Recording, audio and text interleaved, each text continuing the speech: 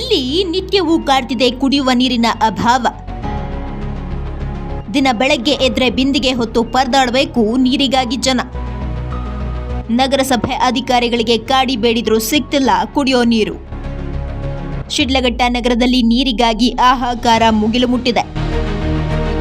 ಶಿಡ್ಲಘಟ್ಟ ನಗರದಲ್ಲಿ ನೀರಿಗಾಗಿ ಹಾಹಾಕಾರ ಮುಗಿಲು ಮುಟ್ಟಿದ್ದು, ಒಂದು ಬಿಂದಿಗೆ ನೀರು ಬೇಕು ಅಂದ್ರೆ ಬೀದಿ ಬೀದಿ ಅಲಿಬೇಕಾದ ಸ್ಥಿತಿ ನಿರ್ಮಾಣ ಆಗಿದೆ.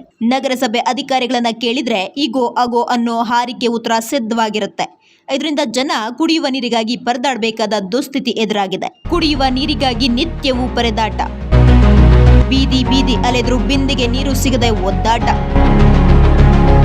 ಹೀಗೆ ಬಿಂದಿಗೆ ಹಿಡಿದು ಬಾಯಿ ಬಡ್ಕೋತಿರೋ ಜನರನ್ನ ನೋಡಿದ್ರೆ ಗೊತ್ತಾಗತ್ತೆ ನೀರಿಗಾಗಿ ಇಲ್ಲಿ ಎಷ್ಟು ಬಾಧೆ ಇದೆ ಅಂತ. ಇವರು ಬೆಳಗ್ಗೆ ಬಿಂದಿಗೆ ಹಿಡಿದು ಬೀದಿಗಿಳಿದ್ರೆ ಎಲ್ಲಿ ನೀರು ಸಿಗುತ್ತೋ ಅಲ್ಲಿ ನೀರು ತುಂಬಿಸ್ಕೊಂಡು ಮನೆಗೆ ಹೋಗಬೇಕಾದ ಪರಿಸ್ಥಿತಿ ಇದೆ. ನೀರು ಸಿಗದೆ ಹೋದ್ರೆ ಆ ದಿನವೆಲ್ಲ ನೀರಿಗಾಗಿ ಪರದಾಡಬೇಕಾದ ಅನಿವಾರ್ಯತೆ ಇದೆ.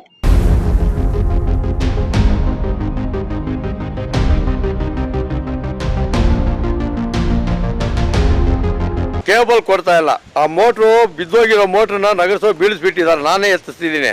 70,000 ಕೊಟ್ಟು ನಾನೇ ಎತ್ತಿ ಸ್ವಂತ ದುಡ್ಡಲ್ಲಿ ಇವತ್ತು ಕೇಬಲ್ ಕೊಟ್ಟಿಲ್ಲ. ಈ ಬೀದಿಗೆ ನೀರು ಬರ್ತಾ ಇಲ್ಲ. ಅದು ಆ ಬೀದಿಯಲ್ಲೇ ಸಣ್ಣ ನೀರು ಬರುತ್ತೆ. ಸಣ್ಣ ನೀರು ಬಂದರೆ ದೇವಸ್ಥಾನಿಗೆ ಸ್ಕೂಲ್ ಮಕ್ಕಳಿಗೆ ರೆಡಿ ಮಾಡಿಸ್ತಾ ಇದ್ದೀನಿ. ಅದನ್ನು ಕೆಟ್ಟೋದ್ರೆ ಅದನ್ನು ಬೋರ್ ಇಲ್ಲ. ಇವಾಗ 4 ಬೋರ್ ಕೆಟ್ಟೋಗಿದೆ ನನ್ನ ಮಾಡಲ್ಲಿ. ಇವತ್ತಿಗೆ ಸುಮಾರು 6 ತಿಂಗಳಿಂದ ಬಾಧೆ ಬೀಳ್ತಾ ಇದ್ದು ಒಂದು ಬೋರ್ಡು ರೆಡಿ ಮಾಡಿಲ್ಲ. ಇದು ಶಿಡ್ಲಘಟ್ಟ ನಗರದ 18ನೇ ವಾರ್ಡಿನ ಪರಿಸ್ಥಿತಿ. ಇಲ್ಲಿರುವ ನಗರಸಭೆಯ ಕೊಳವೆ ಬಾವಿಗಳು ರಿಪೇರಿ ಆಗಿ ತಿಂಗಳುಗಳೇ ಕಳೆದಿವೆ. ರಿಪೇರಿ ಆಗಿರೋ ಕೊಳವೆ ಬಾವಿ ಮೋಟಾರ್ ಸರಿಪಡಿಸದೆ ನಗರಸಭೆ ಅಧಿಕಾರಿಗಳು ನಿರ್ಲಕ್ಷ್ಯ ವಹಿಸಿದ್ದಾರೆ. ಇದರಿಂದ ಈ ಭಾಗದ ಜನರಿಗೆ ನೀರಿನ ಕೊರತೆ ಹೆಚ್ಚಾಗಿದೆ.